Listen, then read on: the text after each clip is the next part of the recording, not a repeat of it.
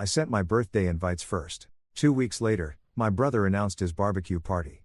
On the same day, not a single person from my family came to my birthday, not even my wife and daughter. As I cut the cake, my wife texted, "Call me. Urgent." I looked at the message and smiled. 52 missed calls. You know what's funny about planning your own birthday? You start with this ridiculous optimism like some kind of delusional Hallmark card come to life. There I was, 3 weeks out, scrolling through restaurant websites like I was planning the damn Academy Awards. I had it all mapped out in my head. The perfect evening at Marcellosa's, this cozy little Italian joint downtown where the breadsticks are warm and the wine doesn't cost more than my mortgage payment. Simple but meaningful, right? That's what I kept telling myself as I sent out those invites. God, I was such a sucker. I actually spent 45 minutes crafting the perfect text message to my family. Casual enough that they wouldn't think I was desperate, but specific enough that they'd know this mattered to me. Hey everyone, birthday dinner at Marcellosa's on Saturday the 18th, 7:00 p.m. Hope to see you there. Complete with that stupid smiley face emoji that I immediately regretted, but was too proud to follow up with a correction. The responses came in like clockwork. Mom, sounds lovely, sweetheart. Dad, looking forward to it, son. My brother Ryan hit me back with a thumbs up emoji, which in retrospect should have been my first red flag. When has Ryan ever been that efficient with communication? The guy takes 3 business days to respond to what's up. Julia wasn't on it from the beginning. Obviously, she had to be. We share a damn calendar app. Every doctor's appointment, every parent-teacher conference, every oil change is color-coded and synced between our phones like we're running some kind of suburban corporation. She knew about my birthday dinner the second I booked the reservation. Hell, she probably got the notification before I did. And Sophie, my sweet 16-year-old daughter who suddenly thinks I'm about as cool as a fanny pack at a music festival. Even she seemed genuinely excited. That sounds really nice, Dad, she said, looking up from her phone for approximately 2.3 seconds, which for Sophie basically constitutes a standing ovation. So, there I was, riding high on this wave of family togetherness, already picturing the Instagram-worthy moment when they'd bring out the cake and everyone would sing that awkward happy birthday song that somehow gets slower and more off-key with every verse. I even had Julia call ahead to make sure they had those little sparkler candles. You know, the ones that make everything look festive, but are actually a fire hazard waiting to happen. The week leading up to my birthday, I was like a kid counting down to Christmas. I caught myself humming in the shower, being extra nice to my coworkers, even letting that jackass Henderson cut in line at the coffee shop because, hey, life was good. My family was going to be there. We were going to laugh, share stories, and for one night, I was going to be the center of attention in the best possible way. Saturday rolled around and I spent the morning cleaning the house like Martha Stewart was coming for inspection. Because after dinner, everyone was going to come back here for cake. Real cake. Not some grocery store sheet cake with flowers that looked like they were drawn by a colorblind toddler, but actual honest-to-God chocolate cake from that bakery Julia loves. The one where a single cupcake costs more than most people's lunch, but whatever. It was my birthday and I was feeling generous. By 6 o'clock, I was dressed in my best button-down, the navy one Julia bought me for Christmas that supposedly makes my eyes pop, and checking my watch every 30 seconds like I was expecting the president to show up. The reservation was at 7 o'clock. Which meant we'd all meet there at 7:15 because nobody in my family has ever been on time for anything except their own funerals. And even then, I have my doubts. 7:15 came and went. Then 7:30. By 7:45, I was sitting alone at a table for 8, watching the waiter refill my water glass with the kind of pity usually reserved for abandoned puppies. My phone sat on the table like a dead fish, stubbornly silent, except for the occasional notification from some app one downloaded and immediately forgot about. That's when my colleagues started showing up. Bless their hearts, they actually remembered. Jim from accounting appeared first, looking slightly confused about why he was the only one there, followed by Sarah from HR with a bottle of wine she probably picked up at the gas station on the way over. Then the Hendersons from next door shuffled in, looking around like they'd walked into the wrong movie theater. "Where is everyone?" Sarah asked, settling into the chair that was supposed to be Mom's. "Running late," I lied, raising my water glass in a mock toast. You know how family is, but I knew deep down in that part of your gut where bad news lives before your brain catches up. I already knew they weren't coming. The silence from my phone wasn't traffic delays or last-minute emergencies. It was abandonment with a smile and a thumbs-up emoji. We ordered appetizers. We made small talk about the weather and the latest office drama. Jim told that story about his son's little league game for the 3rd time this month. And I laughed in all the right places because that's what you do when you're desperately trying to pretend your heart isn't slowly cracking like old paint on a porch railing. By 8:30, the waiter brought out my cake. Those sparkler candles I was so excited about flickered and danced while my makeshift family of coworkers and neighbors sang happy birthday with the enthusiasm of people attending a mandatory corporate seminar. I smiled and made a wish, probably something pathetic like, "Let this night end soon," and blew out the candles to polite applause. The silence that followed was deafening.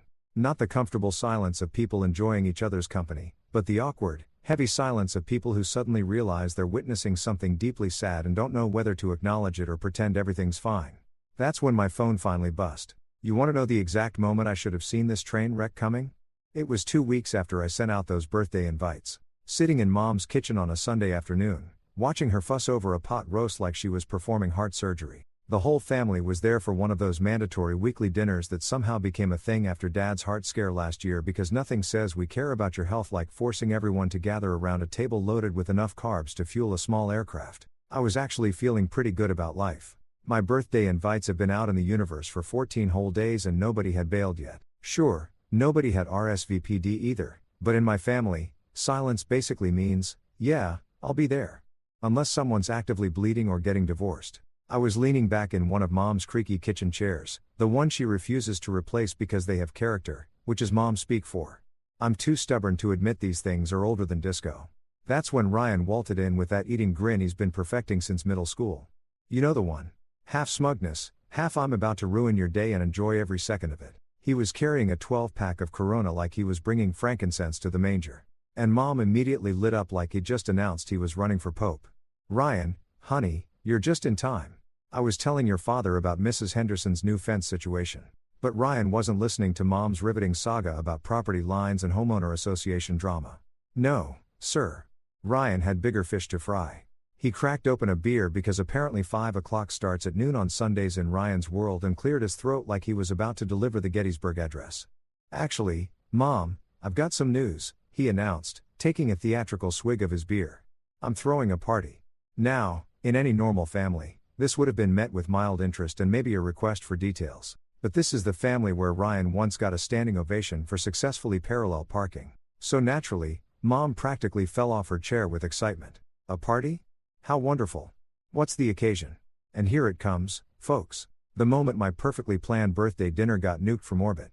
"Just a grand barbecue party," Ryan said, grinning wider than the Grand Canyon. "Next Saturday, the 18th. Figured it was time to show everyone how it's really done." The 18th. The exact same day as my birthday dinner. The date that had been marked on the family calendar since the moment I sent those invites. The date that everyone, and I mean everyone, knew was my birthday. I felt my stomach drop somewhere around my ankles. "Ryan," I said, trying to keep my voice level. "That's my birthday. We're having dinner at Marcello's, remember?" Ryan looked at me with the kind of innocent confusion that Oscar winners would kill for. "Oh, that's right. Well, it's just a barbecue, man. Lighten up. Lighten up. Lighten up." Like I was some uptight corporate drone getting bent out of shape over a scheduling conflict instead of his older brother who just watched his birthday get steamrolled by a guy who once called me crying because he couldn't figure out how to work his coffee maker. But everyone's already committed to I started committed. Ryan laughed, and it wasn't his usual good-natured chuckle. This was different. Sharper. "Come on, bro. It's not like you're getting married again. It's just dinner. Just dinner, right? Just the dinner I've been planning for weeks. Just the one night a year when I'd hope to be the center of attention for reasons other than fixing someone else's problems or mediating someone else's drama. But here's where it gets really good." Instead of backing down or maybe suggesting a different date, Ryan doubled down like he was playing poker with someone else's money. "Besides," he continued, warming up to his theme, "I've already put deposits down on everything. The pavilion at Riverside Park, the catering truck, the whole 9 yards. This is going to be epic. Epic. Because apparently my little brother had decided to turn my birthday into some kind of competition, and he was planning to win by throwing money at it like a drunk lottery winner." Mom, bless her traitorous little heart, was practically vibrating with excitement. "Ryan, that sounds absolutely wonderful. How thoughtful of you to plan something so elaborate." "Thoughtful." Let me repeat that for the people in the back. Thoughtful.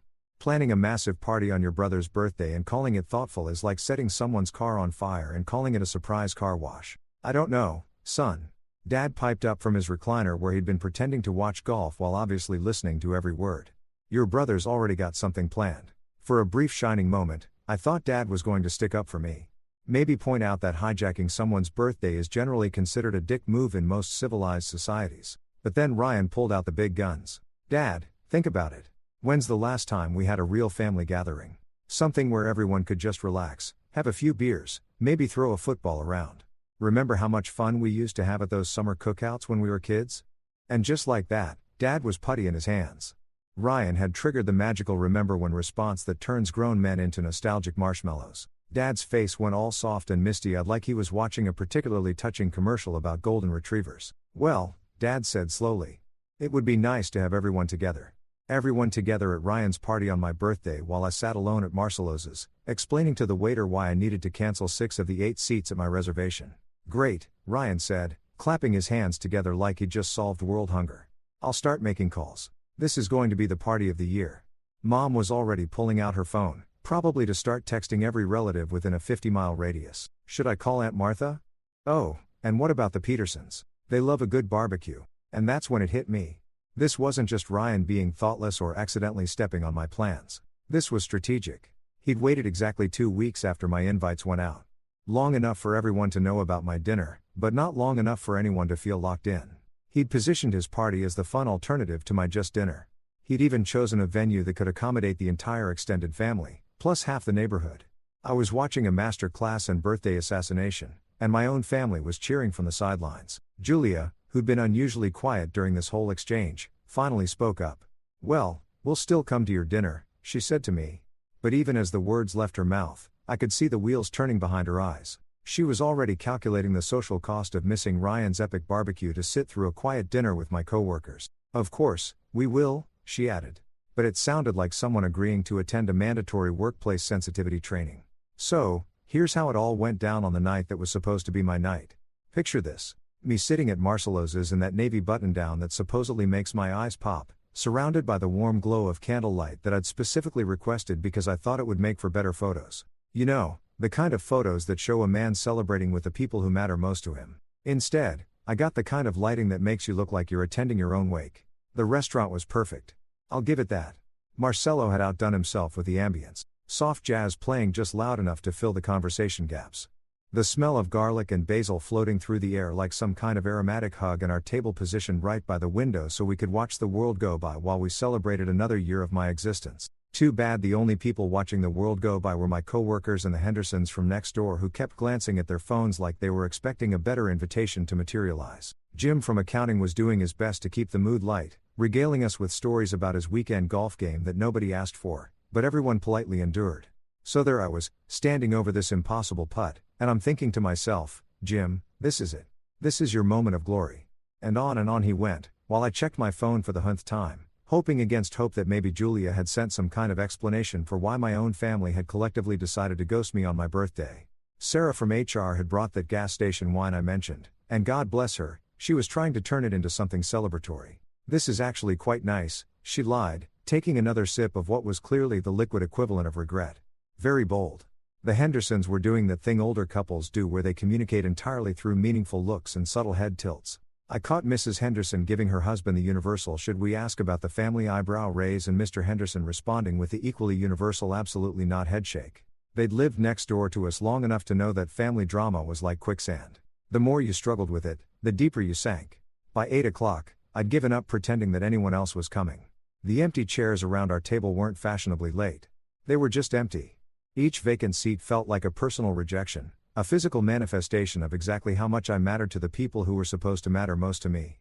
Julia's chair sat there mocking me with its perfectly arranged place setting. Sophie's spot by the window, where she always liked to sit so she could people watch and pretend she wasn't listening to adult conversation, remained untouched.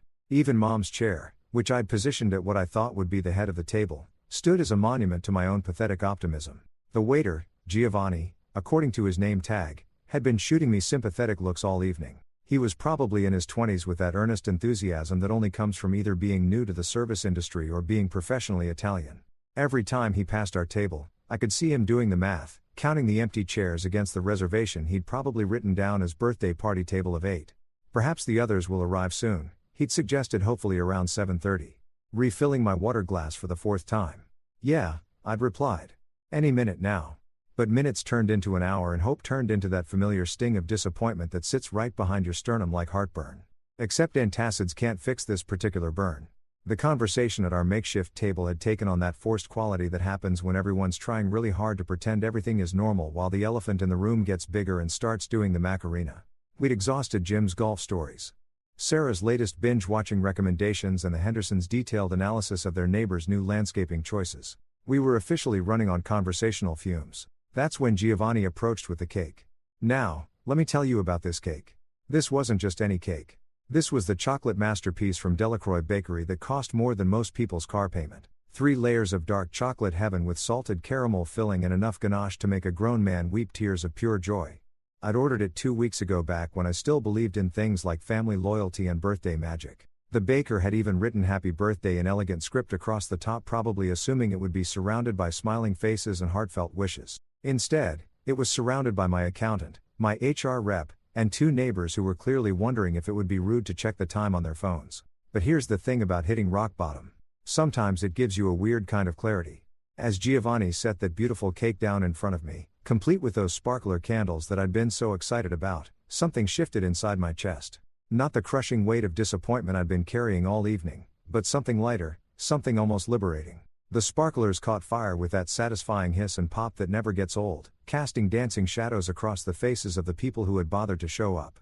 These people, Jim with his terrible golf stories, Sarah with her gas station wine, the Hendersons with their meaningful looks, they were here not because they had to be, not because of family obligation or social expectation, but because they'd made the choice to celebrate with me. Make a wish, Sarah said, raising her glass of questionable wine. And you know what I did? I closed my eyes, took a deep breath, and made a wish that surprised even me. I didn't wish for my family to suddenly appear with sheepish apologies and elaborate explanations. I didn't wish for Ryan's barbecue to get rained out or for Julia to have a sudden attack of conscience. I wished for the strength to stop caring so goddamn much. The singing started, then that gloriously awkward rendition of Happy Birthday that somehow gets slower and more off-key every year of your life. But this time it sounded different. Maybe because the voices singing it actually wanted to be there. Maybe because there was something honest about this ragtag group of people who'd shown up just because they liked me, not because DNA or marriage certificates obligated them to. I blew out the candles to genuine applause, and for about 30 seconds, I felt something that might have been contentment. The cake was as amazing as advertised. The company was surprisingly pleasant, and for a brief moment, I thought maybe this birthday wouldn't be a complete disaster. That's when my phone started buzzing against the table like an angry hornet. The phone was doing that thing where it vibrates so aggressively against the table that it starts walking across the surface like some kind of electronic crab having a seizure. Everyone at the table was staring at it, not because they wanted to be nosy, but because it was impossible to ignore the urgent, panicked buzzing that was cutting through our little birthday bubble like a chainsaw through tissue paper. I picked it up and nearly choked on my bite of $70 chocolate cake. 52 missed calls. 52. All from Julia. Now, let me put this in perspective for you. In the 15 years I've been married to this woman, the most missed calls I've ever had from her was maybe 8. And that was when Sophie broke her arm falling off her bike and needed emergency surgery. 52 missed calls is apocalypse-level communication. This is the kind of phone activity that suggests either the house is on fire, someone's in the hospital, or the zombie apocalypse has finally kicked off and she needs to coordinate our survival strategy. The voicemail notifications were stacked up like pancakes at a Sunday brunch. Each little red number taunting me with the urgent desperation of whatever crisis was unfolding in real time while I'd been sitting here eating cake and pretending everything was fine. Everything okay? Sarah asked, because apparently my face had gone through enough color changes to qualify as a mood ring. Yeah, I lied, looking at that glowing screen full of digital panic. Just Julia. Just Julia. As if those 2 words could possibly explain the magnitude of whatever storm was brewing on the other end of those 52 unanswered calls. As if I could casually dismiss the fact that my wife, who was supposed to be at my birthday dinner right now, was apparently having some kind of communication meltdown while attending my brother's rival party. The phone buzzed again. Call 53. I stared at that incoming call. Julia's smiling face filling the screen with a photo from our anniversary dinner last year. Back when she still looked at me like I was someone worth celebrating instead of someone whose birthday you could blow off for better barbecue. Her contact name glowed at the top. Julia Redart, with that little heart emoji I'd added back when we were still in the phase of our marriage where we put hearts after each other's names instead of just grimly accepting each other's existence. Everyone was watching me now. Not obviously. They were all pretending to be fascinated by their cake or the flickering candle wax. But I could feel their collective attention like heat from a campfire. The weight of expectation, the unspoken question hanging in the air. Are you going to answer it? Here's what I should have done. Any reasonable person would have answered that phone, probably stepped outside to take the call and found out what earth-shattering emergency required 53 attempts at contact. Any decent husband would have been concerned, maybe even frightened about what could possibly be so urgent that it required this level of communication assault. But you know what? I wasn't feeling particularly reasonable or decent or husband-like. Instead, I looked at that buzzing phone, at Julia's smiling face mocking me from the screen, and I did something that surprised everyone at the table, including myself. I smiled. Not a fake smile, not one of those tight-lipped, socially acceptable expressions you paste on when you're pretending everything's fine. This was something else entirely. This was the kind of smile that comes from deep in your chest. The kind that starts as a tiny spark of recognition and spreads across your face like sunrise breaking over a mountain range. I was smiling because I finally got it. The cosmic joke of it all. The beautiful, terrible irony that was my life. Here I was sitting at my own birthday dinner, surrounded by people who had actually chosen to be here. And my wife, who had chosen to be somewhere else entirely, was now desperately trying to drag me into whatever drama was unfolding at the party she'd chosen over me. The phone stopped buzzing.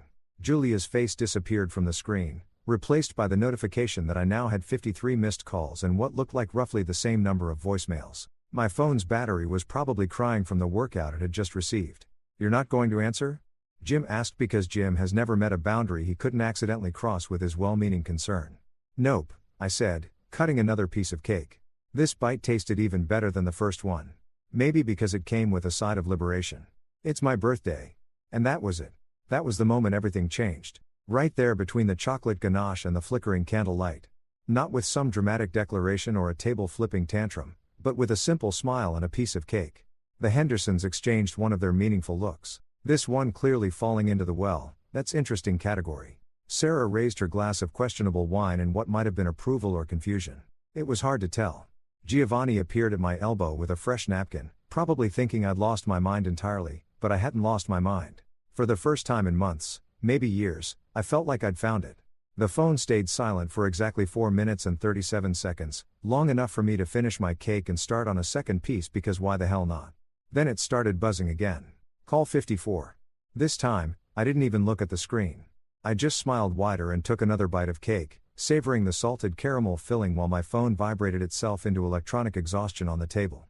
Around me, the conversation gradually resumed. My dinner companions apparently deciding that ignoring ringing phones was a perfectly normal birthday tradition. Call 55. Call 56. Each buzz felt like a tiny victory. Proof that whatever chaos was unfolding at Ryan's grand barbecue spectacular, it wasn't my problem. Not tonight.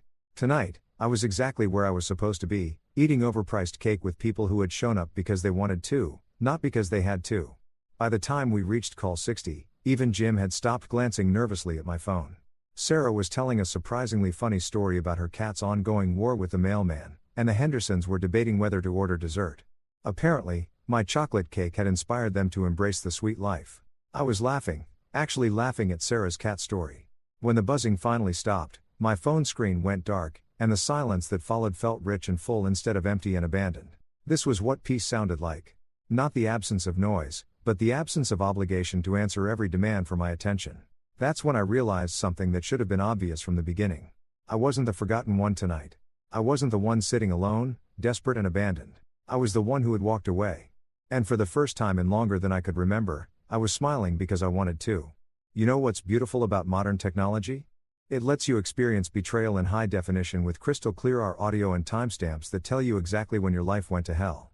I discovered this particular joy the next morning, sitting in my kitchen with a cup of coffee that tasted like bitter truth, scrolling through Julia's voicemails like some kind of masochistic archaeologist digging through the ruins of my marriage. The first few messages were what you'd expect from a wife who'd abandoned her husband's birthday dinner.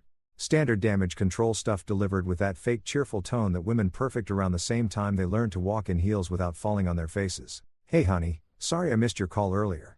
Ryan's party is going great. Everyone's asking about you. Call me back when you get this. Okay. Love you. Love you." Sure, Julia. Nothing says I love you like ditching your spouse's birthday for better brisket and potato salad. But that was just the appetizer. The real feast of dysfunction was still coming. Message number 4 was where things started getting interesting. The fake cheer was beginning to crack around the edges like cheap paint in a Florida summer. "Okay, so listen. We have a tiny situation here. The catering truck broke down about an hour ago and apparently they can't get another one until tomorrow. People are starting to get hungry and Ryan's kind of freaking out. Can you maybe call that guy you know who runs the food truck downtown? The one with the tacos? Just call me back. Okay. The one with the tacos. She met Miguel, who runs Wheels of Steel Taco Company and happens to be one of my clients. A guy I'd helped secure a small business administration loan last year when his original truck got totaled by a drunk driver. A guy who trusted me, who counted on me, who probably would have moved heaven and earth to help me out if I'd asked. But I wasn't the one asking, was I? Message 7 was where Julia's desperation really started to shine through. The fake cheer had been completely abandoned in favor of what I like to call crisis management mode. That special blend of panic and entitlement that emerges when someone realizes their poorly planned party is about to become a social disaster. Listen, I know you're probably still at dinner, but this is getting bad. Really bad. Ryan spent all his money on the venue and the decorations, and now we have about 60 people here with no food. Your mom is asking where you are, and I don't know what to tell her. Can you please just call Miguel and see if he can come out here? I'll explain everything later. I promise. I'll explain everything later.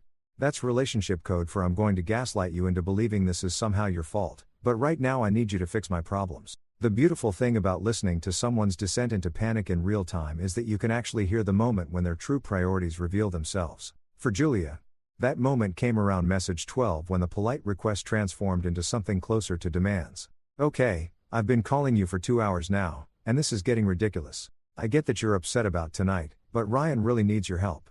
Everyone is looking at me like I should be able to fix this, and I told them you would know what to do. You always know what to do, so please just pick up the goddamn phone and call Miguel. You always know what to do. Translation: you're really useful when we need something fixed, cleaned up, or paid for. The rest of the time, you're basically furniture that occasionally needs feeding. But wait, it gets better. Message 18 was where Julia completely dropped the pretense of this being about family emergency and revealed what this was really about. Social embarrassment. Her voice had that particular quality that happens when someone realizes they're about to become the subject of neighborhood gossip and not the good kind. The Hendersons just left. The Hendersons. They said they had to get home, but I saw them talking to the Johnsons before they went. And now the Johnsons are looking at their phones and making excuses, too. People are starting to leave. And Ryan is just standing there like a deer in headlights. Mom keeps asking why you're not here to help, and I don't know what to say anymore. Please just call me back. Ah, there it is. The truth. Finally. This wasn't about emergency or family crisis. This was about Julia realizing that she'd hitched her wagon to the wrong horse. And now she was watching her social status circle the drain in real time. She'd chosen Ryan's party over my birthday, and now Ryan's party was falling apart like a cheap umbrella in a hurricane. The desperation really ramped up around message 25 when Julia's voice took on that edge that happens when someone's trying not to cry, but also trying not to scream. I don't understand why you're not answering. This isn't like you. You always answer when I call. Always. Something must be wrong with your phone, right? Because you wouldn't just ignore me, not when we need you like this. Ryan's talking about canceling the whole thing. And if he does, everyone's going to know this was a disaster.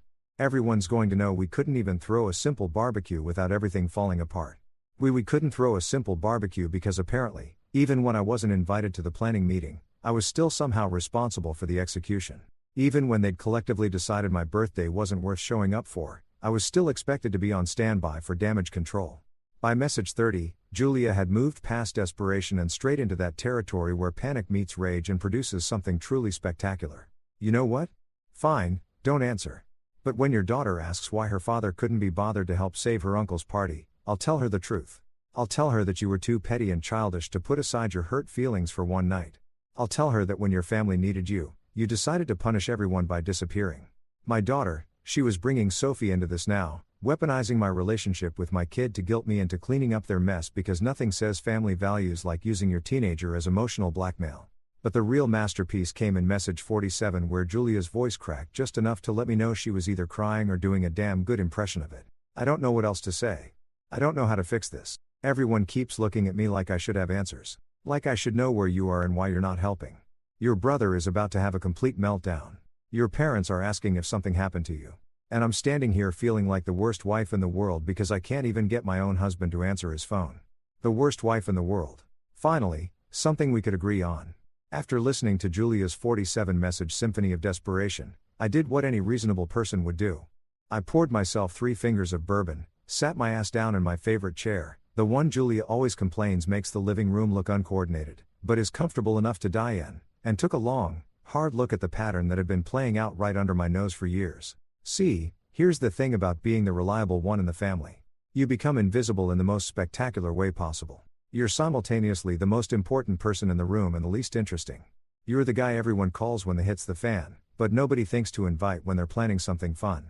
You're basically a human Swiss Army knife. Incredibly useful, completely taken for granted and stored in a junk drawer until needed.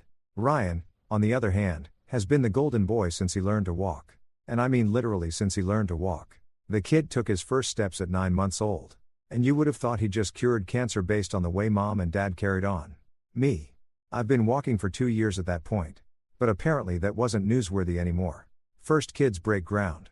Second kids just follow the path that's already been paved. That pattern has been playing out ever since. When Ryan graduated high school by the skin of his teeth, and I mean barely. The kid had to take summer school just to get his diploma. Mom threw him a party that would have made a lottery winner jealous. When I graduated valedictorian 3 years earlier, we went to Applebee's. Applebee's because apparently academic excellence deserves the same celebration as a Tuesday night dinner special. College was more of the same. Ryan dropped out after 2 semesters, claiming he needed to find himself, which apparently required a 6-month backpacking trip through Europe that Dad happily funded.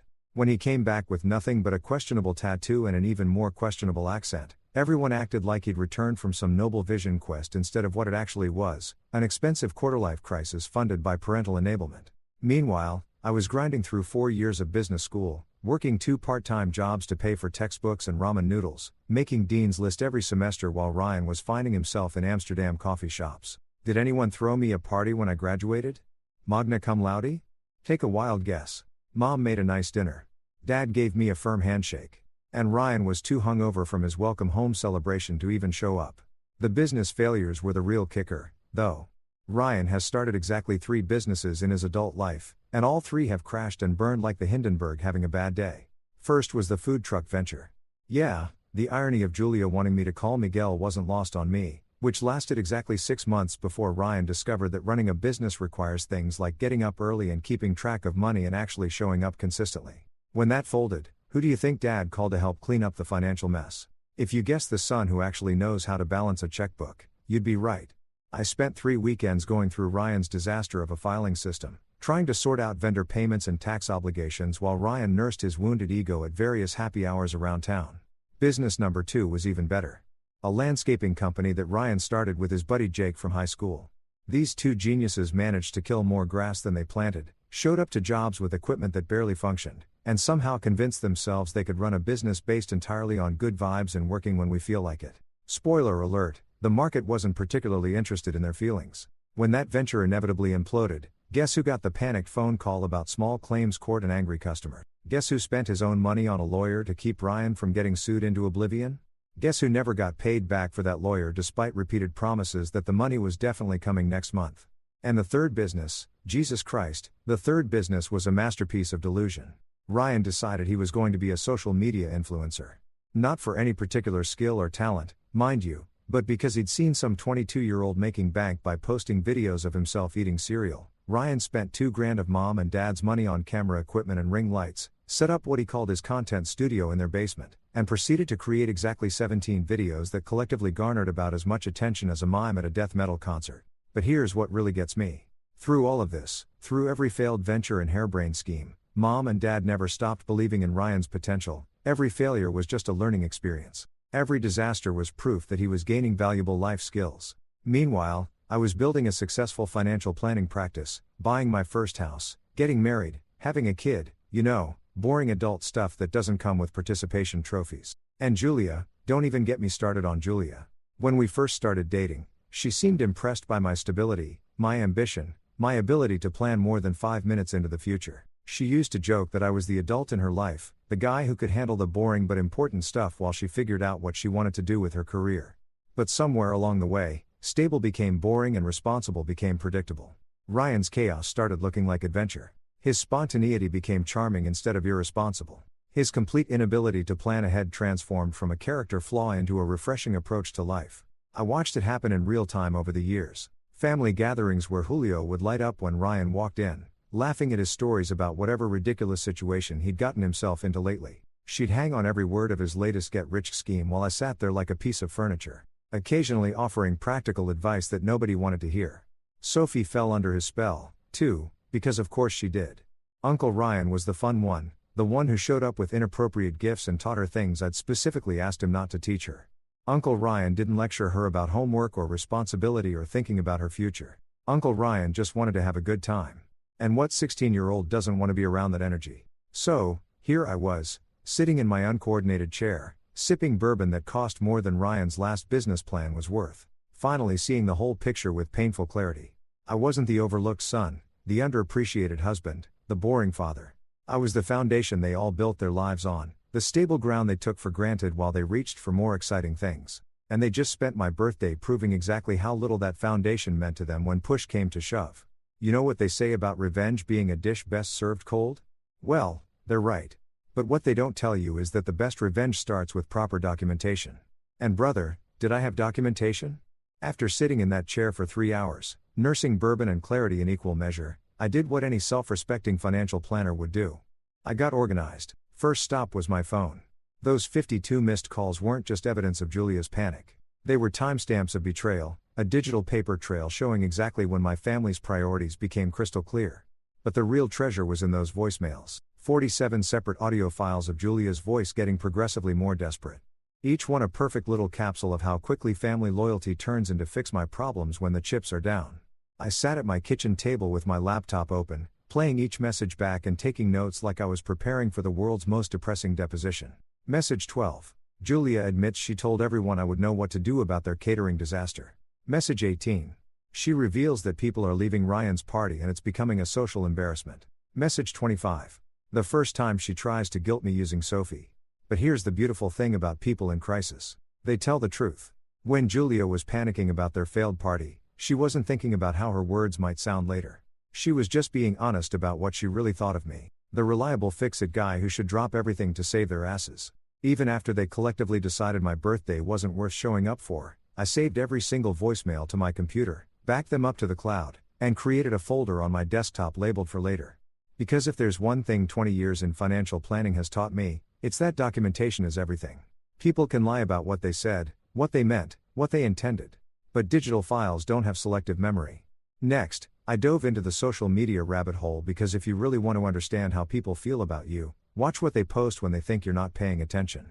Facebook was a gold mine of hypocrisy. Julia's page was littered with photos from Ryan's epic barbecue, all posted in real time while I was sitting alone at Marcelo's. The timestamps were perfect.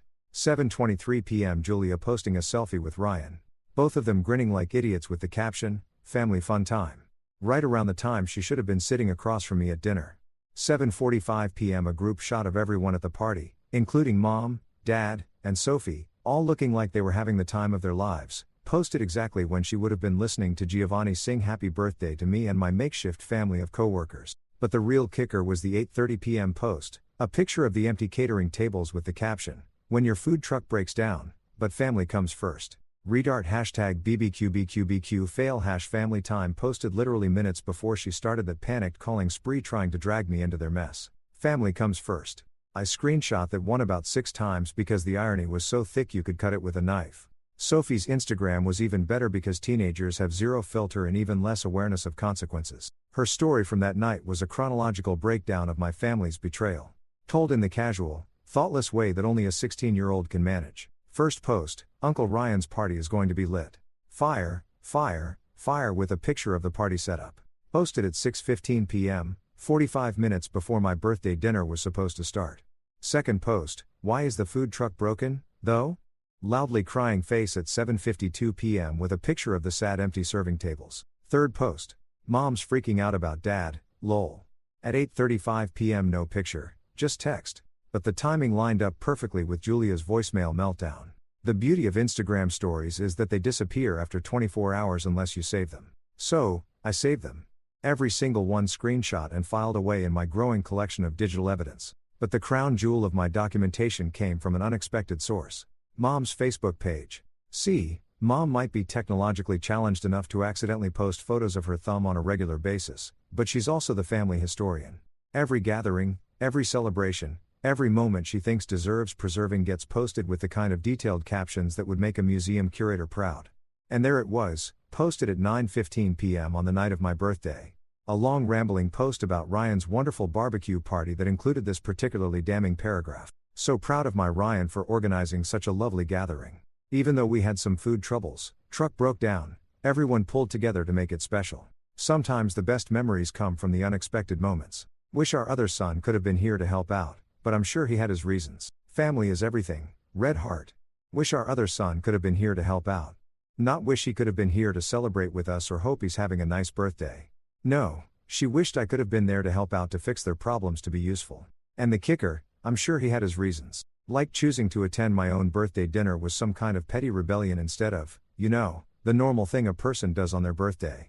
I screenshot that post, too, along with all 37 comments from relatives and family friends expressing sympathy for Ryan's tough night and praising his positive attitude in the face of adversity. Not one single comment asking where I was or wishing me happy birthday. Not one person in my extended family even mentioning that it was my birthday. But wait, it gets better. Because Dad, bless his oblivious heart, had left his own comment on Mom's post. Ryan handled it like a champ. Proud of both my boys, even if one couldn't make it tonight. Maybe next time he'll prioritize family over whatever else he had going on. Maybe next time he'll prioritize family. I was prioritizing family. My actual birthday, the one they'd all known about for months. But apparently my birthday wasn't family enough compared to Ryan's impromptu barbecue disaster. I saved that one, too.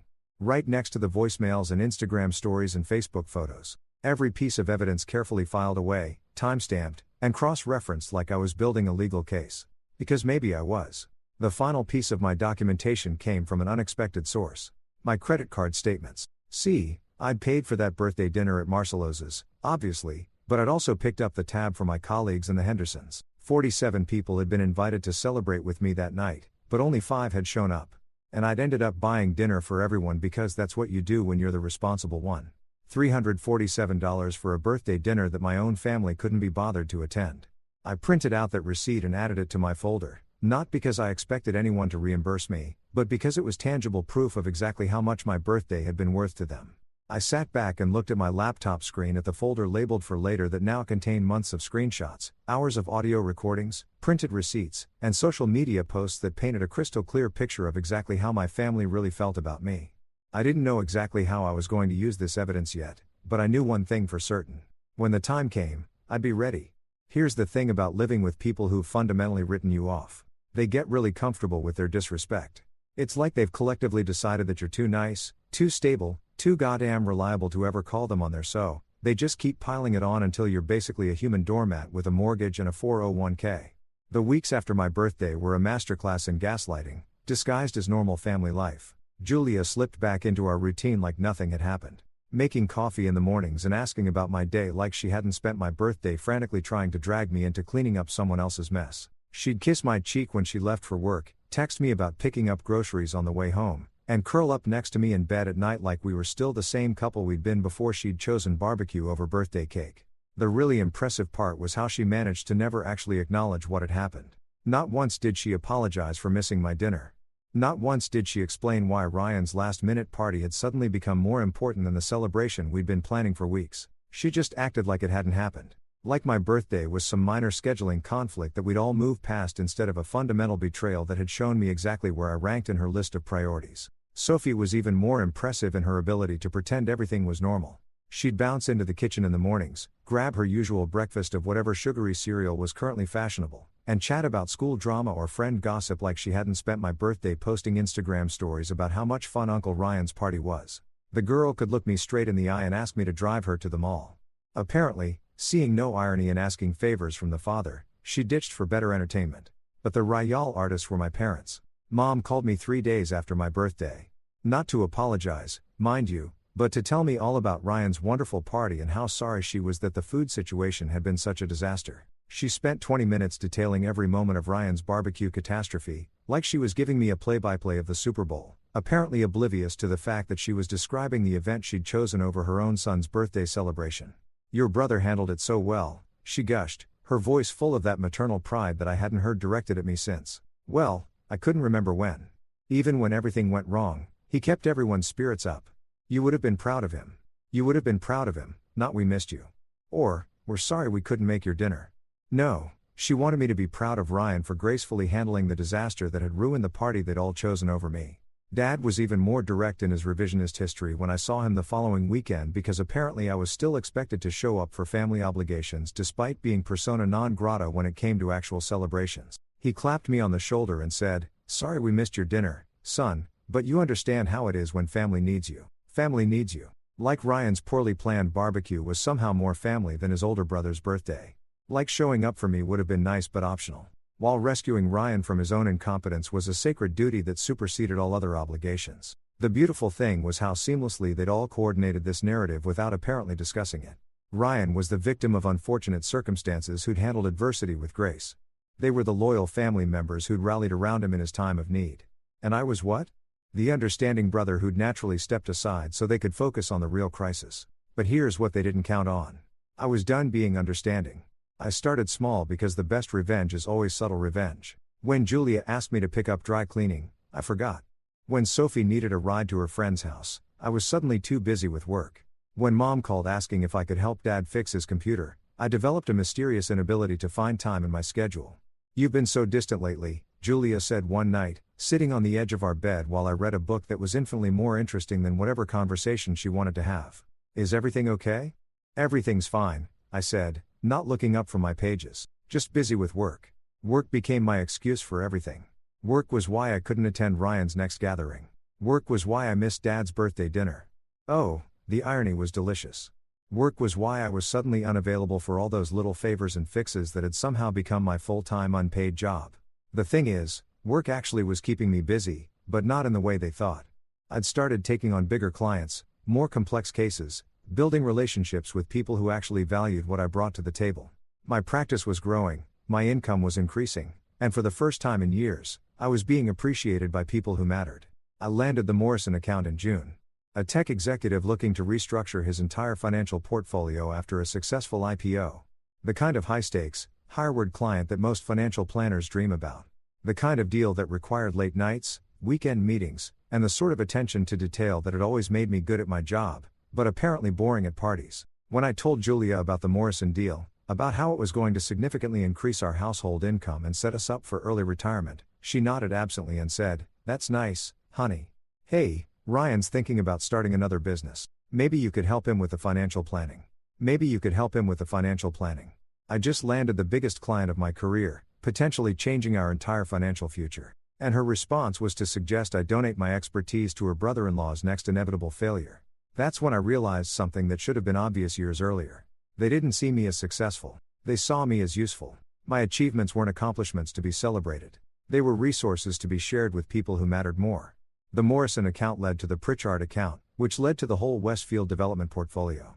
By August, I was handling more money than I'd ever imagined. Working with people who treated me like the expert I'd always been, but had never been acknowledged as. My calendar was packed with meetings, consultations, and strategy sessions with clients who hung on my every word because they understood that my advice could make or break their financial futures. And my family, they barely noticed. Julia complained that I was working too much. Sophie rolled her eyes when I couldn't drive her somewhere because I had a client call. Mom asked when I was going to take a break from all that business stuff and spend some quality time with the family. Quality time with the family. The same family that had collectively decided my birthday wasn't worth attending. The same people who saw my success as an inconvenience that kept me from being available for their convenience. That's when I started planning Ryan's next lesson in consequences. There's something absolutely poetic about watching someone dig their own grave with a party planning shovel. Ryan's family barbecue 2 inches announcement came in early July, delivered with all the fanfare of someone who'd learned absolutely nothing from his previous disaster. This time he was going big, and I mean Vegas wedding chapel Elvis impersonator big. The family group text lit up like Times Square on New Year's Eve when Ryan shared his grand vision. Lake Harmony Lodge, one of those rustic, chic venues that cost more per day than most people's monthly mortgage payments. Professional catering, a live band, activities for the kids, and enough alcohol to float a small yacht. The biggest family party of the year, he proclaimed, complete with enough exclamation points to power a small city. "This is going to be amazing," Julia texted back because apparently caps lock is the appropriate response to financial irresponsibility disguised as family bonding. "Can't wait," Sophie chimed in, probably already planning her Instagram story strategy. "So proud of my boy for bringing the family together," Mom added. Because watching your adult son throw money he doesn't have at a party he can't afford is apparently grounds for maternal pride in the Johnson family handbook. I sat in my office looking at this digital circle jerk of enthusiasm on my phone screen and felt something that was part amusement, part anticipation, and part the cold satisfaction that comes from watching your enemies line up their own dominoes for you to knock down. Because here's what they didn't know. I'd been busy. Really busy. While they were all pretending my birthday betrayal had never happened, I'd been building something beautiful. A network of contacts, clients, and professional relationships that extended far beyond my little corner of the financial planning world. Miguel from Wheels of Steel Taco Company. Yeah, we'd stayed in touch. Turns out helping a guy save his business creates the kind of loyalty that money can't buy. And Miguel had friends, other food truck operators, catering companies, event planners, people who talk to each other, who share information, who remember favors. The Morrison account had connected me with tech executives who knew marketing directors who worked with social media managers who understood exactly how information flows in the digital age. The Pritchard deal had introduced me to lawyers who knew journalists who understood the art of strategic communication, and the Westfield development portfolio well that had given me access to the kind of people who could make or break someone's reputation with a few well-placed phone calls. Ryan had scheduled his epic family gathering for Saturday, August 15th, a full year and 3 weeks after he'd hijacked my birthday. The irony wasn't lost on me. He'd spent an entire year basking in the glory of his first party disaster, retelling the story of how he'd pulled everyone together and made the best of a bad situation, turning his colossal failure into some kind of heroic family legend. But this time was going to be different. This time, I was ready. I started my campaign on Monday morning, exactly 5 days before Ryan's big event. Not with some dramatic confrontation or angry outburst. That's amateur hour stuff. No, I started with a simple email to my network. Professional, calm, matter of fact. The subject line read, sharing some context on family dynamics. The body was a masterpiece of understated devastation. I didn't rant or rave or sound bitter. I simply shared the facts supported by all that beautiful documentation I'd been collecting. Screenshots of Julia's social media posts from my birthday. Timestamp to show exactly when she'd been having fun at Ryan's party instead of attending my dinner. Audio files of her voicemails demonstrating the panic and desperation when Ryan's first party fell apart and they needed me to fix it. But the real kicker was Mom's Facebook post, the one where she'd wished I could have been there to help out. Instead of celebrating my own birthday, I'd annotated it like a legal document, highlighting the key phrases that revealed exactly how my family saw me. Not as someone to celebrate, but as someone to use. I sent this package to select people in my professional and personal network. Not everyone. That would have been overkill. Just the right people, clients who'd become friends, colleagues who knew me well enough to understand the context, neighbors who'd been at my birthday dinner and had seen the empty chairs with their own eyes. The beautiful thing about truth is that it spreads itself. You don't need to push it or promote it or convince people to believe it. You just need to present it clearly and people draw their own conclusions. By Wednesday, the ripple effects were starting. The Hendersons mentioned to the Petersons how they'd witnessed my family's no-show at my birthday. The Petersons told the Johnsons, who told the Millers, who happened to know several people who'd been invited to Ryan's big lakeside extravaganza. Miguel, bless his entrepreneurial heart, shared the story with his network of food service providers, not out of malice, but out of genuine disbelief that anyone would treat family that way. Word spread through the catering community like wildfire. The Johnson family were the kind of people who'd abandon their own son's birthday celebration, then panic call him to fix their problems when their own event fell apart. By Thursday, my story had reached the social media managers and marketing directors in my professional network. These people understood narrative, understood how perception shapes reality in the digital age. They didn't do anything dramatic. They just shared the story with their own networks, framing it as an example of how some families prioritize image over substance. But the master stroke came Friday morning, 18 hours before Ryan's party was scheduled to begin. I'd saved the best for last. A carefully curated package of evidence sent to every single person who'd been invited to Ryan's lakeside celebration. Not just my family's evidence, but context. Screenshots showing the timeline of events from my birthday. Audio clips of Julia's increasingly desperate voicemails. Social media posts proving that they'd all chosen Ryan's first party over my birthday, then expected me to bail them out when it failed. The message was simple. Thought you should know what kind of people you're celebrating with this weekend. I sent it at 8:47 a.m. on Friday, just as people were checking their phones with their morning coffee, planning their weekend, getting excited about Ryan's big party. Then I sat back and waited for the consequences to unfold. You know what they say about history repeating itself. Sometimes it doesn't just repeat. Sometimes it comes back with interest compound annually and delivers a return on investment that would make Warren Buffett weep with joy. By 3:00 p.m. on Saturday afternoon, exactly 24 hours after I'd sent my truth bombs into the digital stratosphere, my phone started buzzing with the familiar rhythm of panic that I'd heard once before. Almost exactly 1 year ago. Except this time, I was ready for it. This time, I was sitting in my backyard with a cold beer, my laptop open to the folder labeled Mission Accomplished, watching the beautiful chaos unfold in real time through social media notifications and increasingly frantic family communications. The first sign that my plan was working came from an unexpected source, the Lake Harmony Lodge's Instagram account. They posted a cheerful welcome to the Johnson family celebration message at noon, complete with photos of their beautifully decorated pavilion and professionally arranged buffet tables. By 2:30 p.m., they'd quietly deleted the post. By 3:15 p.m., they'd posted a generic beautiful Saturday at the lodge message with no mention of any specific event. That's when my phone started its familiar dance of desperation. Julia, call number 1. I watched her name light up the screen, that same smiling photo from our anniversary dinner, and took a long, satisfying sip of my beer. Ryan, call number 2, then 3, then 4. Mom calls 5 through 8 because apparently panic makes her forget that leaving 4 voicemails in a row isn't actually more effective than leaving 1. The beautiful thing about being prepared for chaos is that you can actually enjoy it. I'd learned my lesson from last year's birthday disaster. This time, I wasn't going to sit there wondering what was happening. This time, I had front row seats to the whole spectacular collapse, courtesy of the digital age and my carefully cultivated network of information sources. Miguel texted me at 3:22 p.m., "Dude, what the hell happened to your brother's party? Just got a call canceling the backup catering I wasn't even officially hired for. Something about changed circumstances."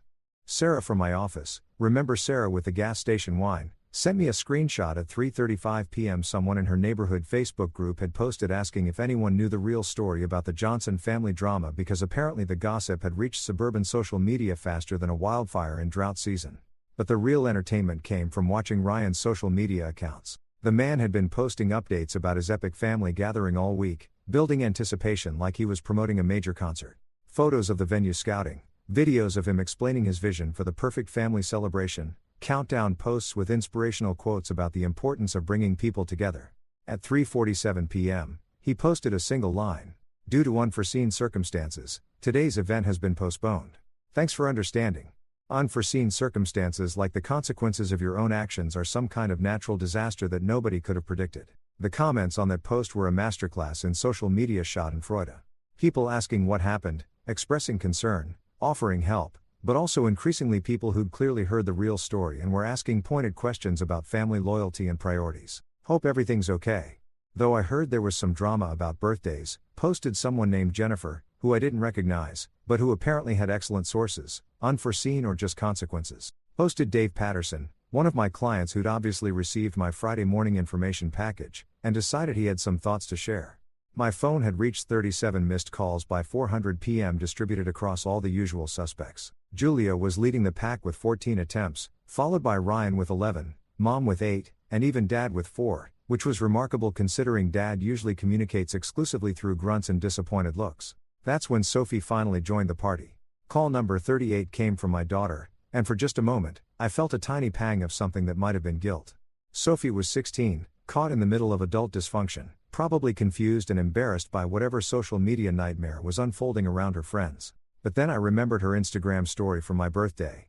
"Uncle Ryan's party is going to be lit. Fire, fire, fire," posted while I was sitting alone at Marcelosa's waiting for family that never showed. Call 38 went unanswered, just like the 37 before it. The voicemails started piling up like snow in a blizzard. Each one a little more desperate, a little more revealing than the last.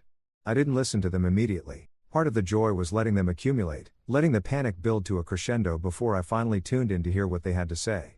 But Julia's texts were immediate and increasingly frantic. "Call me right now. Whatever you think you're doing, stop. People are leaving. Everyone's asking questions. What did you do? This is our family you're destroying. Our family. Our family." The same family that had collectively decided my birthday wasn't worth showing up for, but now suddenly belonged to both of us when it was falling apart. By 5 p.m., my phone showed 51 missed calls, and I decided it was time for the grand finale.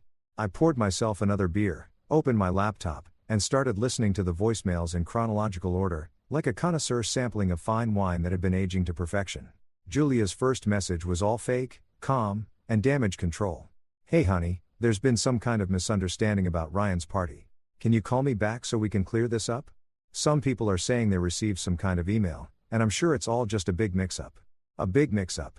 Like accidentally sending documented evidence of their betrayal was some kind of technical glitch instead of a deliberate choice." Ryan's messages were more direct. What the man? What the did you do? People are canceling. The caterer wants to know if we're still having the party and mom's crying. Call me back. Mom's crying. Well, that was new.